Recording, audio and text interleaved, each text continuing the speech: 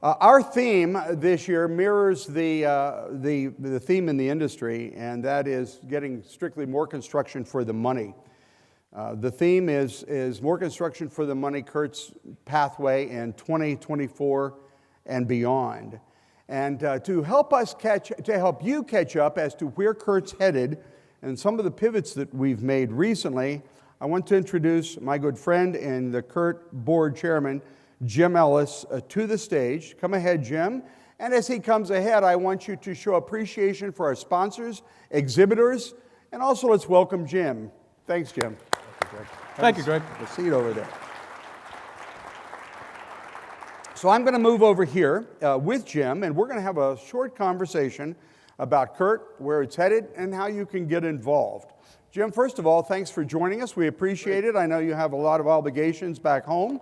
And we appreciate that you've prioritized this event as one of your key deliverables to your legacy, if you will. Tell us a little bit about yourself before we get started. You have a long, and some say storied history in the industry in a good way. Tell us, take us back a few years and tell us a little bit about yourself. Good. You sure it's a good way? We're waiting. First of all, I want to just welcome everyone as well personally. I feel like many of you here are friends. You have been colleagues, and I just want to tell you how much I appreciate you. I've learned a lot. Hopefully, I've shared a lot, and that's why we come to CURT, because it's really the opportunity for us to kind of learn from each other, have that growth mindset, where we're ability to kind of change. And today's going to be all about, and tomorrow and the next day, about how we can change, because frankly speaking, we have some huge opportunities. And we want to talk about that. A little bit about my background, Greg. Yes, please. Spent 35 years with a small company called DuPont, and was very fortunate to retire as the head of engineering and capital projects. I took on that next level. I couldn't, basically stand the mustard of retirement. So went to work for SABIC for 10 years. What was your role at SABIC, Jim? I was the head of all global engineering and capital projects for SABIC outside of the Kingdom of Saudi Arabia.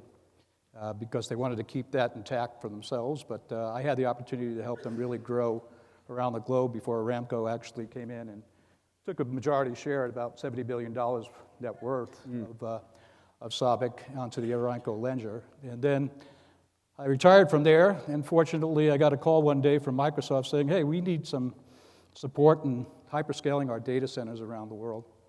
So I went to work for Microsoft as the head of construction, and that included a lot of other things besides construction, but they're very stovepiped in how they deliver, so clearly that enabled me to really make a difference around how they actually scaled data centers, which is continuing to grow somewhere between 7 and 10% per year in terms of data center capacity. So it was a huge challenge, but a great learning again, as all of these assignments I've had were. And right now I have my own company called Ellis Consulting, and I have some part-time stuff going with Hastech as a senior advisor, and then working with McKinsey to help bring some support in the data center world. So that's a little bit about me, Greg.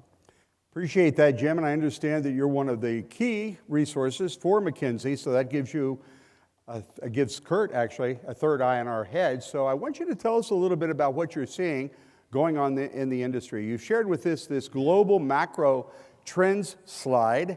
Help us understand what this says. So when we look at global macro trends, it kind of, the first thing that comes to mind doesn't really impact me. When I think about everything that goes on relative to growth in the world, it has to get engineered. It has to get built. We have to procure the things we need to build it. We have to commission and start it up. So these trends impact us pretty much every day. So continued economic growth is the real opportunity, Greg. We're going to hear more about that from Mr. Simonson here shortly. Yes. But I do want to start out, as we should always, with kind of a safety moment. And I'm really going to impress upon you the need that we have to do something. We're in a crisis, and I would say it's a global crisis around construction workers, folks that are at the interface of the work day in and day out in the field. And the reason I'm sharing that is, again, year over year, fatalities are up almost 10%. That's shocking. And not only that, Total fatalities for workers in the U.S. alone were over 5,000 last year. Construction was 20% of that. 20% of that was due to opioid overdose. We got a real challenge, guys and gals, that we really need to come together. If we care about people, and we care about our workforce, we have to care enough about them day in and day out. So I'm asking for your support here. We got to come together as an industry group, Greg, and really take this on. We're going to hear some exciting things during the conference about some of the work some others are doing, but that's good, but not sufficient. So we really got some challenges, guys, and I'm actually begging you for your help here because I care about our industry, and I know you do as well. Yeah, the uptick is no direction to head, especially during this continued economic growth cycle. Tell us a little bit about what you're seeing relative to technological changes, Jim. You've got that listed as one of the macro trends. So what? So, let me go through again. This is some research that I've been doing, and others have done it as well. And when I think about the technology that's available to us in our industry, whether we start with BIM, going down to things like AWP, 3D, 4D, and we have all of this at our access, and now we have the opportunity to utilize very powerful technologies like AI, machine learning. We're utilizing today in this industry only 10% of what's available. Another opportunity. We're all crying about we don't have enough people. I can't get the labor that I need. And when I get it, it's not of a quality that I need. And oh, by the way, it's not safe. But yet we're reluctant to take on the risks of demonstrating our ability to come and embrace some of these new technologies that are out there and available. And I see that as something that's going to continue. AI, guys, like it or not, it's not going to go away. We may get some real rigid boundary conditions around this that we'll have to work around. But by just show of hands in the audience, how many of you have been on just simple ChatGPT and used it for value? Yeah, almost everyone. Almost everyone. So that's just kind of the genesis of what we can expect to see into the future. And there's a lot of research going on. I see my good friend Jamie here from CII, and there's research going on there around technology. Other organizations are doing that. We need to bring it together. And we need to make it, and this is really the caveat in all of this in my experience, we need to make it relevant for the folks that are at the interface of the work. This is not to satisfy the CEO in some pretty PowerPoint BI kind of presentation. This has to be something that helps the worker get their work done. We can no longer complain as leaders that they're not productive. The root cause of that is us, not them. And I hate to be brutal about that, but that's usually, the case. Right. It's about leadership, and it's about enabling, the folks that we care about to get the work done as leaders.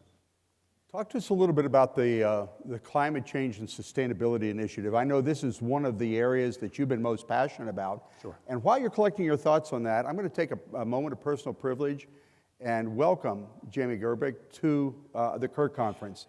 Jamie's the new executive director of CII. We look forward to working with you in areas that make sense and elevate the industry and elevate both organizations. We're very honored to have you here, Jamie. And on behalf of CURT, welcome to your new position, and we wish you all the very best. Jim, back to your sustainability passions. Share with us what's fueling the passion for ESG, sustainability, and what do you see on the horizon? Great question, Greg. So let's talk about ESG first. You either like it or you hate it. I'm not here to politically posture in either direction. But when you think about the managing processes that are embedded under ESG coming all together under those three areas, and you think about the future and the financial requirements that are going to be mandated, and I say that very directly to us. In Europe, Singapore, other parts of the world, ESG is already mandated. You have all these companies proliferating out now to measure how well you're doing. It's coming. So we've got to get ahead of it. But more important is the elements in which it stands for, right? We want to be able to leave our planet in a better place for our grandchildren, their grandchildren, right? We got the great ride here, right? It's one ride on the roller coaster, but we want them to have a ride on the roller coaster too. Mm-hmm. So it's our obligation really to do that. So environmental and sustainability is important. A lot of companies have set net, zero goals by 2030 and some in 2050. They include just a portion of the opportunity, right? Scope 1, Scope 2, you can all kind of talk about that. I'm sure your business leaders are developing the technologies to go green. I'm seeing $3 trillion on forecasts that we're going to be spending on an annual basis to address some of the infrastructure and some of the green technologies that are going to go in place. But more importantly, it's about also what we do in this room, which touches only predominantly Scope 3. And where are we on some of this? We're not far enough along the game. And there are alternatives out there for us to actually be working with replacements on materials and selecting those materials. We're going to talk about sprint teams in a minute. That's one of the key focus areas for one of our sprint teams and part of the 2024 challenge for us, Greg, moving forward. Indeed it is. Helping the folks in the room here with some of those decisions. Talk to us a little bit about this war on talent and what's fueling it. Yeah. It used to be a mega project was big news. It would get picked up in all the industry press and be quite studied quite closely. Now they seem to be routine in every state. Yeah, pretty much. But yet the statistics on them, if I'm right, is that the capital cost and performance issues on most mega projects, they come in at greater than 50% of the estimated cost. Yeah, let's go to the next chart. Yeah, We'll share so some talk of that. to us a little bit about this. And then the question we need to be asking ourselves is, it sounds rude, but it's not. It's an appropriate one. So what? What can I do about this? What can CURT do about this? What could the industry, along with industry partners, I see my friends from Impact here and CII and AGC, what can we do about this? Because as Grandma used to say, the church ain't coming this time. This is us. We're it. And so if it's not us, who? And if it's not now, when? If it's not here in this type of collaborative environment, then where? Jim, tell us a little bit about this slide. So there's been a number of studies by some of the major, consulting firms that are out there looking at how we're going to spend our capital, where that capital is going to be spent, and what's the probability of us delivering on all the expectations of what I will call a changing set of stakeholders in terms of their expectations. The good news is that, today we're about $12 trillion on an annual spend. It's expected to grow somewhere upwards of $20 trillion by 2035. That's huge growth. Huge. Some are predicting it would be even higher than that, closer to $25 trillion. And then on top of that, McKinsey did do a study around sustainability projects, and you'd add another $3 trillion, which wasn't included, that mainly for capital spending on physical infrastructure that's going to be required. And you kind of put it in comparison, spending that is about half of all global corporate profits at 7%, and the capital project's going to span across all multiple business segments and also, across 69 countries. So this is new, relevant, huge news from your McKinsey McKinsey and others, Mm-hmm. And, those same countries that are going to have the predominant amount of spend also have 85% of the global emissions. And we all know then, you asked the question about sustainability, are we going to build them in a sustainable way, or are we going to just build them the old way and just hope for the best? So go to the next one, because I think this is kind of puts the challenges in perspective, guys. And I had a great coach mentor that I worked for at DuPont, and he would come to me every once in a while, and he'd be asking about something, that was going on, in operations as I was running operations. And I would always kind of come in there, and then I wanted to tell a balanced story, the good, the bad, the ugly. And he would always tell me, Jim, don't pretend. Tell the truth. Be open, be honest, be transparent. The only way we can get better is if we're kind of honest with each other. And so when I look at our global capital performance, how well are we doing? I think there's some room for improvement, guys, to be honest with you. I mean, 98% of mega projects greater than $1 billion as defined experience at least cost overruns that are in the area of double almost. Schedules. How many in this room who are running projects are having problems meeting your schedule? Let's not talk about the reasons, but I know the ones that I've run, data center world, schedule wasn't something that we met very often in the last 5 years. And then, I go down to not efficient. Even the green projects and the blue projects, whether we're green hydrogen or methanol or blue methanol, those projects that have gone in are not even sustainable.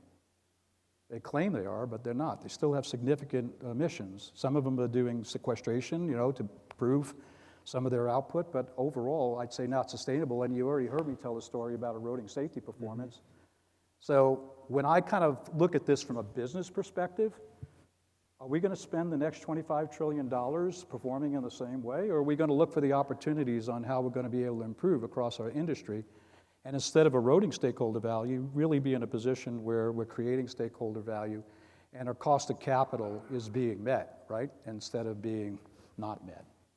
So these are the challenges that we're facing in the current environment. Good news, lots of growth. Opportunity is there, right there on that chart, saying how do we kind of work together towards that? What are the solutions to bring it to a better place? So with these terrific mountains, these obstacles, this data that's just very disappointing and formidable, we have to ask ourselves, what can we do collectively, either as an industry or certainly in this context with CURT, to begin to address some of this? You know, you might not be able to save the whole world or clean the whole world, but you can sweep the porch you're standing on, right? Yeah. So let's talk a little bit about what our future vision, what's been going on over the last 6 or 7 months at CURT, actually since the start of the academic year, I guess, last year. And talk to us a little bit about some of these concepts here, Jim, that we're making changes with. Right. Like any organizations, guys, it's good to have real data coming in and taking the time out to really reflect on what's important and what's urgent, what we need to kind of do differently and what we need to potentially even stop. And I took the time out when we were talking about reinvigorating CURT and what's 2024 and beyond look like, right? And so we went through a very formal strategic development process with the CURT members, seeing it eventually, but there was a select few that came in, and we started putting down our thoughts in terms of vision, mission, key strategies, what were the KPIs or OKRs we wanted to measure and hold ourselves accountable to, who's going to take the lead, and what were the 1 through 6 top priorities, Greg, that we really needed to get behind us. It was a great session. We started rolling some of that out in the September meeting. We rolled more of it out in November. And I'm excited about this because I do believe CURT has already been recognized as a premier leader in our industry for construction and owners.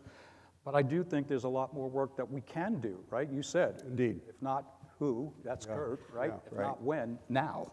Right. So these are some of the things we talked about. If you go to if we go to the next chart, this is an eye test. We're not going to cover it. But we just wanted to let you know that we had some rigor around this. We actually took it through the Porta model and came up with, what were the key things we really needed to focus on. And what I'd like to do now is just spend time with you, Greg, talking about what's some of the things we've done already and where we're kind of heading into the future to really help be that solutions provider for our industry, right? Right. That whole strategy house. What we looked at, we had focus groups that involved industry people that were part of CURT, industry people that were not a part of CURT, other organizations such as CII and AGC and ABC, and our friends in the organized sector. And we looked at contractors, we looked at subcontractors, we talked to law firms, and we wanted to get a very comprehensive macro vision of what we felt was our highest and best use of our limited resources of time, talent, and treasure. Time, talent, and treasure. One of the challenges, and Jamie and I have talked about this, one of the challenges that organizations are seeing is that the capital project schedule is so big and so robust, people have time peeling away to spend 2 or 3 days at events like this. And so when you do peel away and spend your time at events like this, we want to make those quite value added. CURT meets 4 times a year, with one of the quarterly meetings being this event right here. May, September, November, and February of each year. So the ask for these focus groups was, what is the highest and best use? What do you think we do well? And where do we need to be focused? We can do anything. We cannot do everything. And so the anything was where we really wanted to focus in on. And so we've developed a number of changes that have to do with, what do we do with the Knowledge Center of Excellence? So, for example, people are interested in benchmarking for best practices. How am I doing relative to the next guy in my market sector? We want operating excellence. In other words, we want to be staff lean and volunteer intensive. That's becoming a greater challenge with limited resources for volunteers. And then we wanted to see what the industry needs and trends were, and Jim has done a fabulous job of identifying those in the first 2 PowerPoint slides. By the way, this presentation is in your app. You can send it anywhere. You can load it down. You can give it to the folk back at the office. Use it as you may. And then what we learned from our historical work with the trades, Impact, such a faithful part of CURT, as well as CII, AGC, ABC, is what kind of deployment effort. So often, so much of this information is accumulated, synthesized, reported out, and people say, you know, that's number 25 of my list of 40 things to do. And I have fewer people than ever with a greater capital project portfolio than ever. I need help actually implementing and doing some of this stuff that needs to be so desperately done. And then we also wanted to consider what the customer wanted in terms of safety, workforce, cost, schedule. And the mantra began to emerge as we talked to our focus groups, talked internally, externally, so many other types of people, is we wanted to solve the problems that really mattered the most. Cannot solve everything. Will not pretend to solve everything. Cannot research everything. Research, the world-class research representative is here on the front row at CII. So what do we need to do to be identifying the problems that matters in the areas that mattered most? Workforce development, oh my goodness, I'm hearing horror stories. I was in West Virginia last Wednesday with a couple of big players in West Virginia. You can probably guess who they are.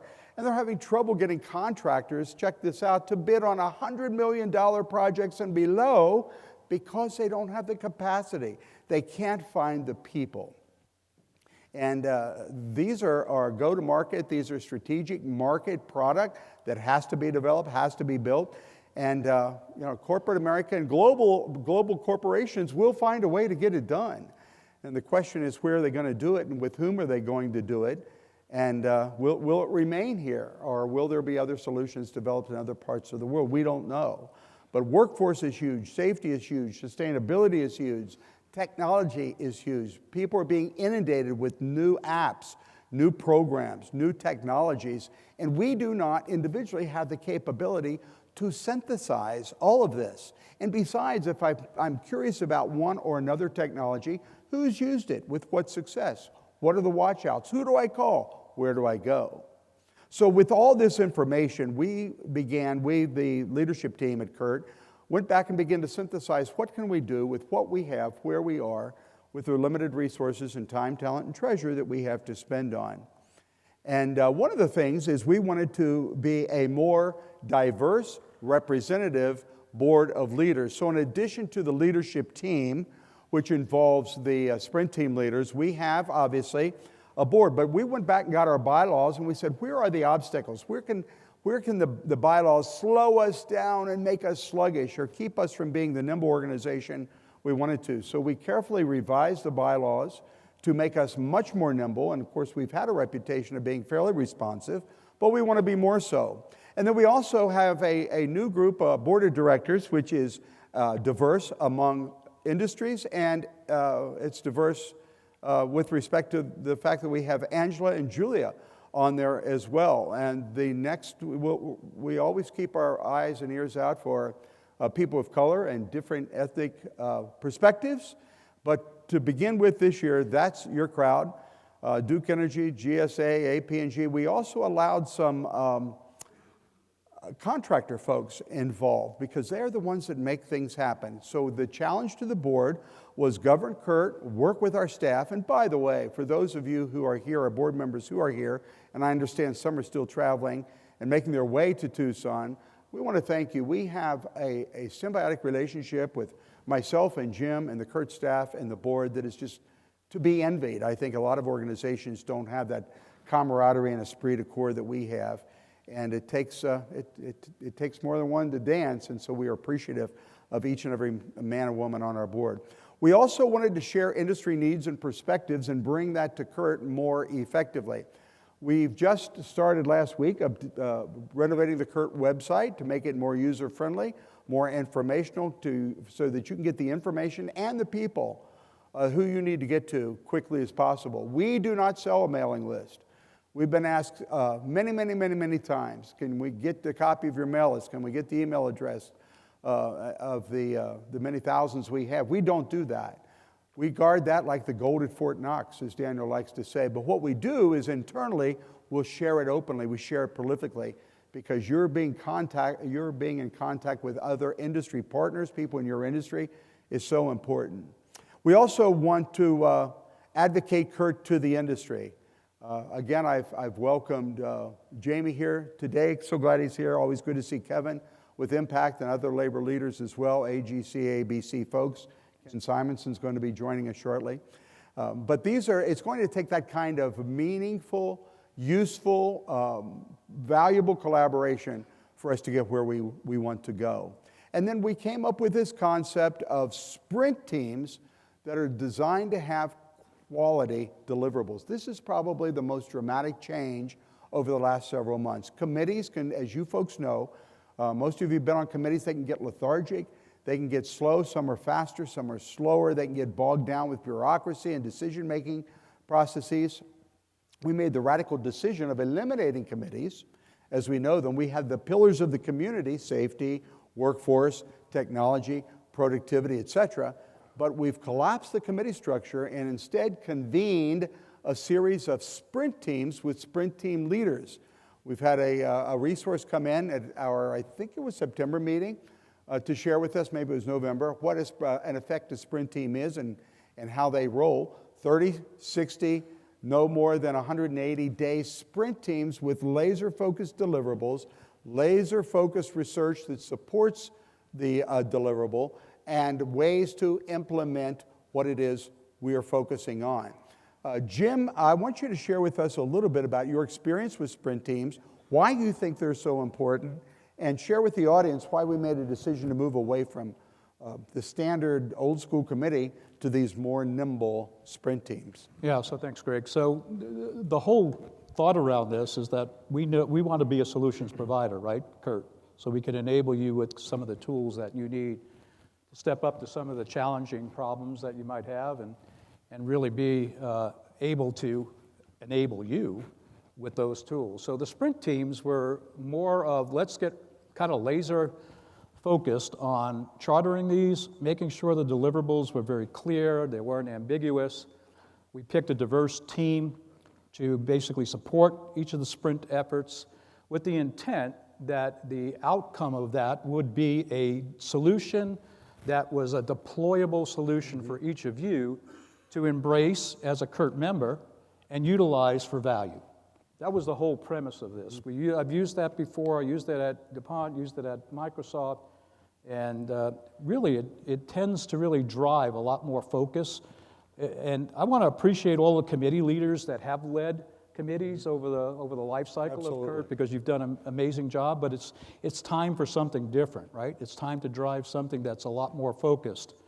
So that was the whole kind of discussion around this, and we've launched them and actually had a workshop back in September and November, and we got some 200 ideas from each of those participants to come, and we had to go through prioritization of that because we can't do it all, as you said. And we've actually charted and launched probably close to a dozen sprint teams already to start working on this, with the first kind of set of solutions coming in by the April timeframe, with us. So I'm excited about this, Greg, because I think this is really going to put content in each of your hands that's going to be of value. We're going to talk to you in a minute about how to reach this content, how to access it, and how to distribute it. But for just a minute, Jim, share with us the ESG and sustainability. It made the cut. Yep. It made the cut. Why did it make the cut, and what are they working on right now in that sprint team? So when we were going through and having the summit last September on ESG and starting to get the real ideas coming from each of you, it was clear that we're not really sure how it's going to impact. What's relevant for the construction industry today? And if it's relevant, how are we going to measure it? What are the key KPIs? And then if we're going to measure it, in some cases, maybe even how we validate it, because there could be some monetization opportunity if you think about carbon credits as an example. So we've done that, and this whole chartered team is working on what are those KPIs. And we want to do it not in a lagging way, but in a leading indicator, because we all know when we look at leading indicators like in safety, we get to a much better place in terms of performance. And we want to look at other metrics like carbon capture, like emissions and beyond. And then more importantly, what are some of the, you're going to see this in another chart with the procurement team, what are some of the material selections that you can go through that actually today, I'm aware of at least 3 or 4 concrete providers, and concrete represents somewhere about 7% of the total embodied carbon globally, where they can come in and reduce the concrete without any structural integrity. They can reduce the carbon within the concrete without any structural integrity issues. And, you know, we should be deploying strategies like that if we're going to actually take on one of the bigger priority areas for sustainability. So that team has already launched. We expect to hear back from them after this meeting this Wednesday from the team, and they're ready to kind of roll out content on what do those KPIs look like. Let me give you a little practical tip as well. If your company is a CURT member, you have a right to be on one of these sprint teams. And the way you do that, if you want to express, so we've recruited folks, and we've largely pulled from the committee chairpersons, the pillars of our community, to identify folks that create a diverse, ethnic, gender diverse representation, and also industry diversity, contractors, subs, some labor folks, and certainly the owner community, which leads the charge. But if you'd like to be involved in one of these sprint teams and your company is a part of CURT, you simply send an email to myself or Jim. Our contact information is in the app, or you can go to Rana out front or any of the number of CURT staff that you might see around, and just simply express an interest. That doesn't mean we're going to just whack you into the middle and put a bunch of responsibility on you. What it does mean is we'll begin to call your interest and find out what it is you're interested in. And so we invite you to let Jim and I know if you have interest in any of these sprint teams. And as I said a moment ago, this presentation is in your app, so you won't have to take a bunch of notes on where they're heading. This is the initial launch, and I'm excited really about what's coming in a few slides, and that is how do we enable our folks, both in the industry-wide and certainly CURT members, to access the information. But before we do, safety, health, and awareness, we're updating the very popular Owner Safety Blueprint. We're looking beyond Ocean 10 and looking at what CURT 40-hour training might be and who our industry partners might be with that. But there's been another important component in recent years, Jim, that's been added to the penumbra of safety, health, and wellness. And that is not only the physical safety of the worker, but the emotional and mental safety of the worker as we see incidences, I'm not sure skyrocket's the right word, but they're certainly more prominent than they used to be. Talk to us a little bit about that and why it's important that that we include that in our health, safety, and wellness sprint. That's great, Greg. Yeah, so you heard me mention earlier about some of the challenges that we're facing in our construction folks with suicide and opioids, right? That goes back to the root cause of how we're treating them. Do they feel psychologically safe? Are they in an environment where they're supported? We know that they're working sometimes 10 hours a day, 7 days a week, 4 months on end without a day off, not seeing their families. And we wonder why we have kind of a suicide rate. So mental well-being is a very, very important part of safety, right? Physical safety is very important, don't get me wrong. We have to continue on that journey, right? And it is a journey. But we got to take it to the next level and think about the whole human and the well-being of those individuals that are in our care, our custody, and our control in getting work done, right? And as leaders, we have to pay attention to that. You're going to hear some really good presentations, like I said, and moving the needle on that, but we need to move the needle pretty far when we see 20% of all suicides are related to construction workers. That's both, disheartening and saddening, frankly speaking. So that's why, Greg, I think CURT can make a difference. Look at the power in this room, right? We have Kevin here through the unions, right? We have others here that are running major engineering and procurement companies. We have GCs in the room. We have owners in the room. And when I made my call to action earlier, it's going to take all of us. We got to kind of step up to this together. Indeed, and I think that's a particular issue that we can no longer ignore. It's just reached some epic proportions. Yep. We need the workforce. We need a healthy workforce, yep, not only physically but emotionally and mentally. And it's time we address it. Just as a show of hands, it's not in the script. It's not in the the run of show, as they say, but how many of you folks either have experienced, and not personally, or know of people who have experienced in our construction industry challenges when it came to emotional or mental well-being? Just by a show of hands, can you raise them real high for us? I want you all to look around. This is an issue, and it's one that we can address. It's one we should address. It's one we're going to address, and you folks are also part of the solution.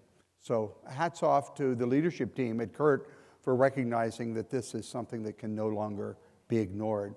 The other sprint teams, of course, workforce development, and not only workforce development, but we're seeing increasing shortages of supervisors, foremen, construction managers, startup coordinators, you name it. Not only the traditional crafts in the field, but the folks that are typically identified with the management side are getting harder and harder to find. I'll give you an anecdotal piece of evidence. I serve on the Industry Advisory Board at the University of Cincinnati for the College of Engineering, and 80%, in August of last year, 80% of our fifth-year graduating seniors already had job offers in their pocket, 80%. There's probably another 10% of those who will go on to graduate school, law school, grabbing an MBA or some sort of technical master's degree, and then there's a few that just are going to take that victory lap.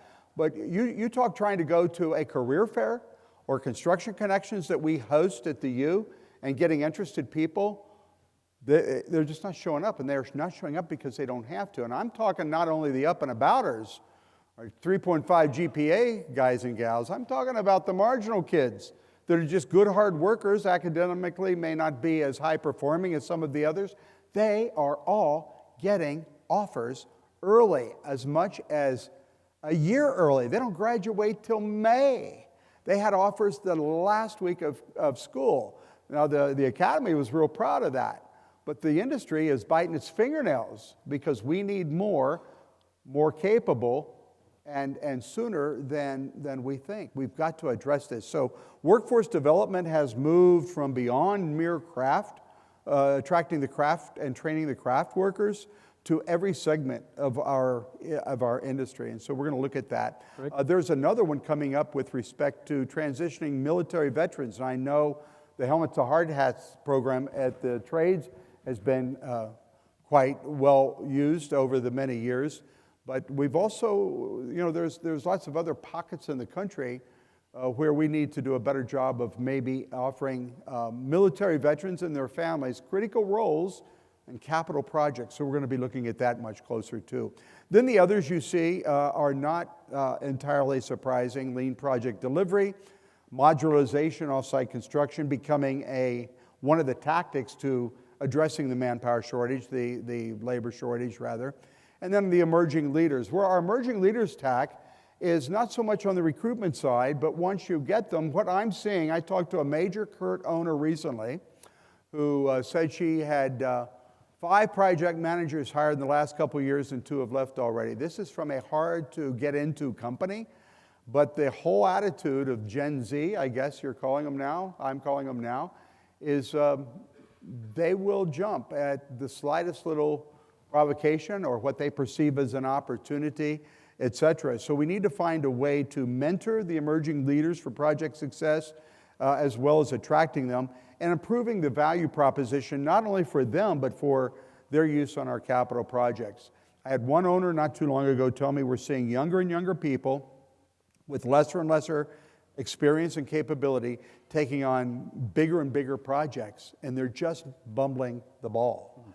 And so we have to begin to address this and not only work with our organizations, many of which I've mentioned, but also at the academy level to see if we can do something about it. Any other comments on these sprint teams that remain, Jim? No, I think you've covered it really well. I think these are some of the areas we're trying to step up and make a difference at, Greg. Yeah. Super duper. Now, how do you access this? So we create a lot of knowledge and a lot of information, but not necessarily wiser people. Quoting Abraham Lincoln again, he would have been 215 years old today. He said, I don't have much use for a man or a woman who's no smarter this week than he or she was last week.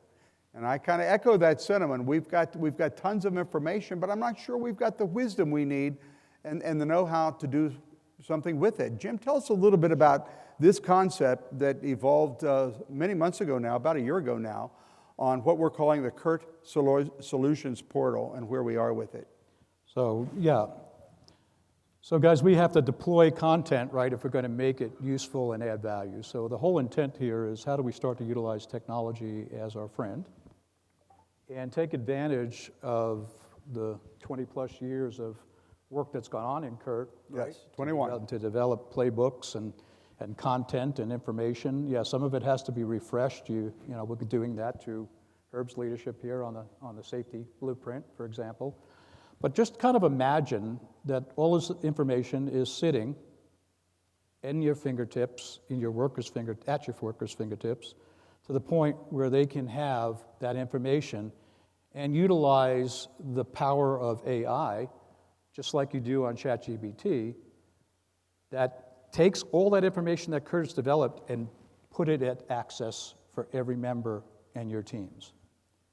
Reading that specific information in. I'm an owner. I'm a new owner. I have never developed a safety system across my entire career. Imagine going to CURT. There's the safety blueprint. It's on the web. It's on your handheld.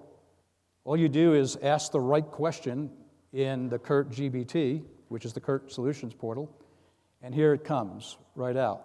Now, is it going to be perfect? No, and you may not like some of the things you hear, so it's also going to have the opportunity to go into OpenAI, and OpenAI brings in other experiential organizations that have also kind of developed how you do construction well, what are the best practices, what are the standards, and that becomes available. And then the plan is, okay, you know what, I've heard all that. You've not told me anything new, Jim.